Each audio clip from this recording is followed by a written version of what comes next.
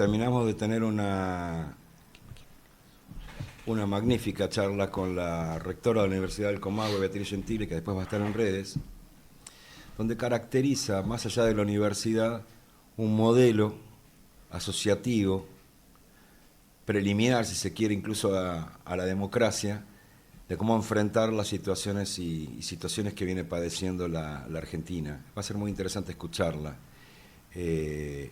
Y realmente a veces yo pienso, ¿no, Raúl? Ayer lo hablaba con un amigo mío, Federico Balcerán,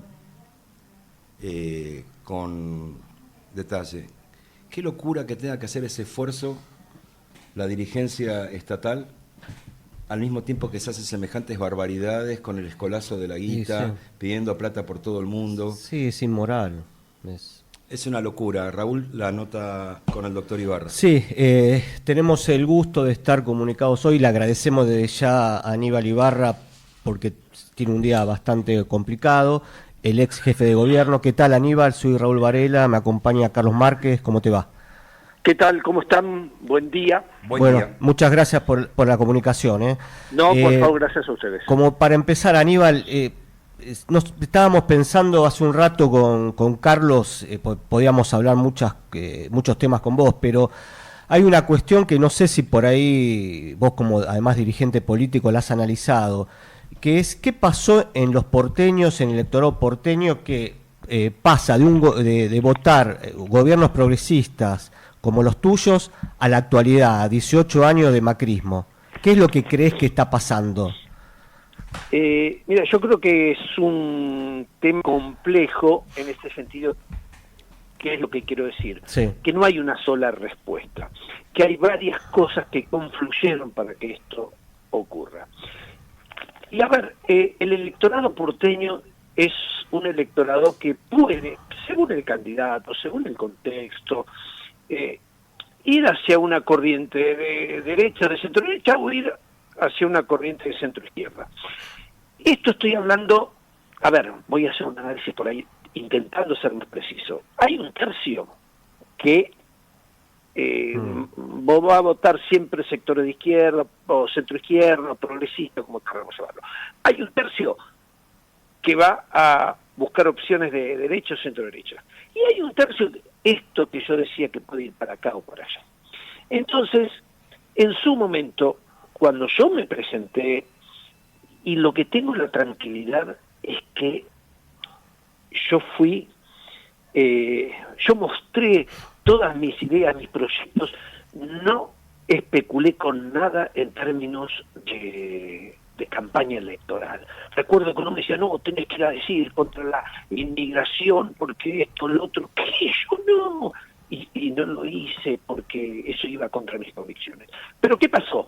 Yo venía desde un sector de izquierda, centro-izquierda, que no venía al peronismo. Entonces yo podía hacer confluir sectores antiperonistas, claro, muchos sectores del radicalismo, sectores progresistas, todo, y entonces generamos un triunfo donde yo saqué 54% en la segunda vuelta contra Macri, saqué 50 de hecho contra Cavallo.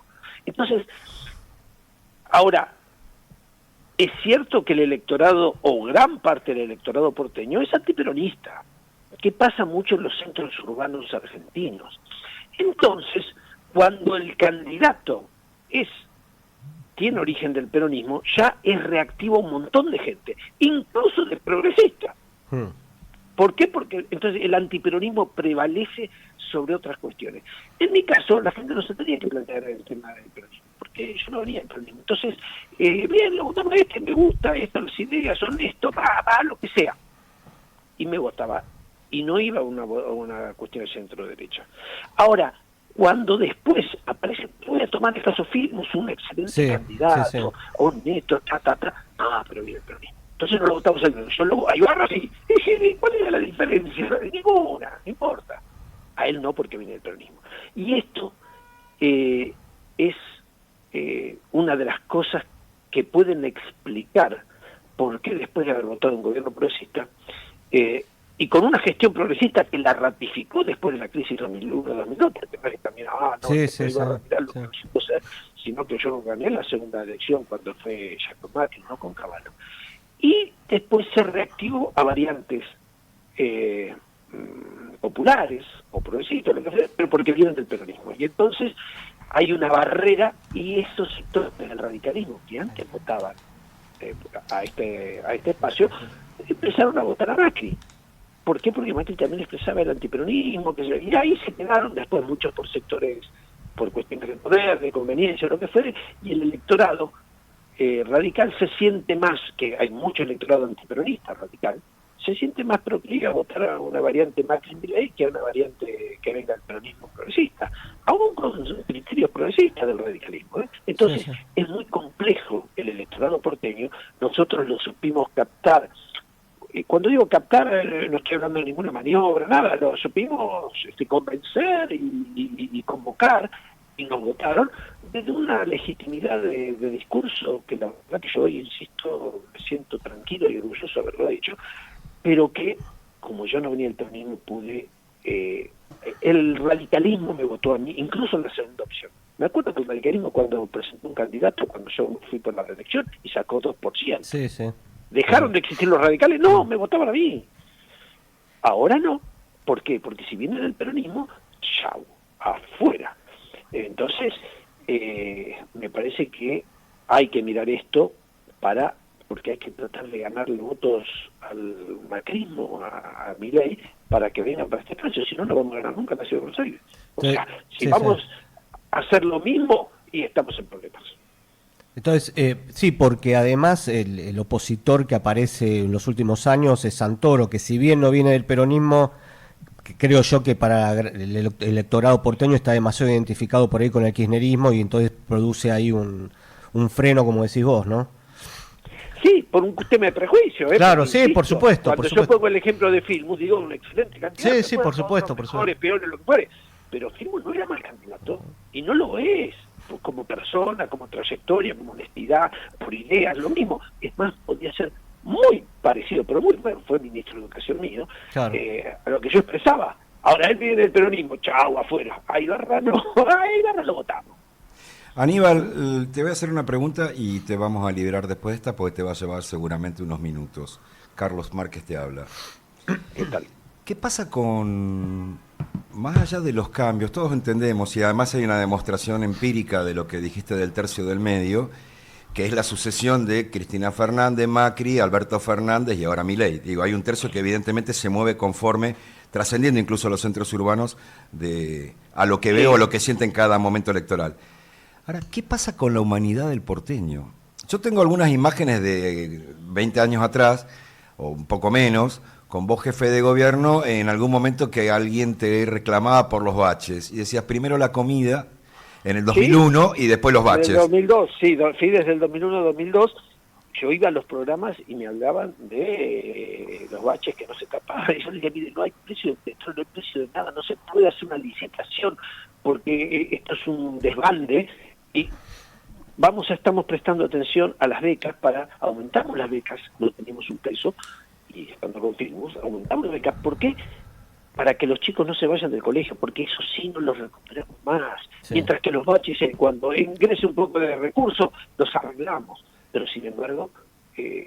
¿A qué voy? Muy bien. ¿A qué voy, Aníbal? Antes de ayer se hizo público por redes, por medio de televisión, a un chico que trabaja en una empresa de seguridad, que tiene 22 años, 21, que cuando termina de hacer su trabajo en la empresa de seguridad sale a vender alfajores que produce su madre en el barrio de Valvanera. Ahí se lo secuestraron. Bueno, yo a última hora de ayer averigüé el nombre del chico, lo estoy buscando para llamarlo el sábado que viene. Se llama David Querol, la criatura, o el jovencito.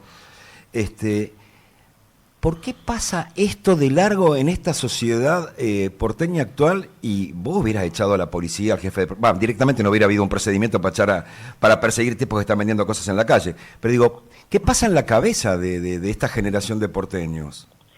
Sí, yo creo que hay un contexto político que excede al ciudadano porteño, y es como un adormecimiento respecto de muchas cosas que antes nos indignaban, ahora pasan. Voy a dar un ejemplo muy duro también. nosotros pensamos que el tema de derechos humanos ya estaba consolidado en nuestra sociedad y ahora podemos soportar sin que se mueva los pelos de nadie o de mucha gente, de otros sí, por supuesto, que vayan a visitar a Astiz a la cárcel. Entonces, hay como un contexto político que ayuda a esa insensibilidad. Si en otro momento se hubieran perjudicado los derechos de la gente discapacitada o se hubiera decidido un desfinanciamiento de las universidades, hubiera sido un escándalo nacional. Y sin embargo, hoy el gobierno hace estas cosas, encima con corrupción en el caso de los discapacitados, y no tiene mucho costo político, o no tiene el costo político que debería tener por estas cosas. Ahora, yo creo que no es una cuestión exclusiva del electorado porteño en este caso, sino que es como un contexto político donde se suma que hubo una reacción contra la política, acá nos tenemos que hacer cargo, que también somos algo culpables, donde la gente fue reactiva a la política y por eso pegó el discurso de la casta, y entonces muchos siguen creyendo todavía en Milei por el discurso anticasta, aunque él es el más casta de todo el mundo, y encima de casta corrupta. Bien, y esa reacción de mucha gente contra la política por haber sido defraudada, por no haber cumplido sus expectativas, por el doble discurso, por lo que fuera, de lo cual nos tenemos que hacer cargo. Bueno, hoy se expresa en esas insensibilidades. Bueno, entonces seguimos creyendo en este tipo, que a ver si después de un tiempo nos va a cambiar y qué sé yo, porque dijo que va a serruchar lo que tenga que serruchar innecesario, que va a ir contra la casa, y todo mentira, pero bueno, la gente tampoco cambia de un momento para otro porque se siente responsable de ese voto también, y entonces hay una cuestión, yo acompañé esto, tampoco quiero cambiar tan rápido. Entonces hay como una insensibilidad que, como vos decís, volviendo al caso, un chico que vendía después de trabajar alfajores caseros, le secuestraron, destruyen, llora el chico, y esto pasa y no genera conflicto, no le genera conflicto en este caso a Jorge Macri. Hay un contexto de insensibilidad, de deshumanización, que obedece a muchas cosas y no estoy en condiciones tampoco de analizarlas totalmente, que hace que cuando a un chico le pasa esto, la gente sigue y mire para el costado, es como que bueno, siga como en el fútbol. Y estamos viviendo esta realidad dolorosa, que a mucha gente le hace bajar los brazos, de no ver perspectiva. Yo no me resigno y esto va a pasar y tenemos que generar cosas para que pase, no tenemos que cruzar los brazos esperando que pase. Pero bueno, la realidad es esta. Hoy tenemos muchos sectores insensibles frente a cuestiones sociales o de derechos humanos, o lo que fuera, que antes nos movilizaban mucho, hoy no. Gracias, Aníbal, por tu tiempo. Que tengas un buen fin de semana. No, gracias por el llamado. Un abrazo. Un abrazo.